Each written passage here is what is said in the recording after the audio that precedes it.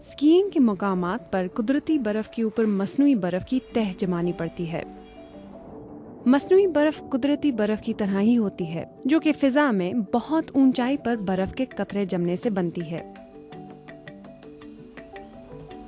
सोची, जहां पे सन 2014 में सरमाई खेल हो रहे हैं, अपने ज़ेरे इस्तिवाई मौसम के लिए मशहूर है।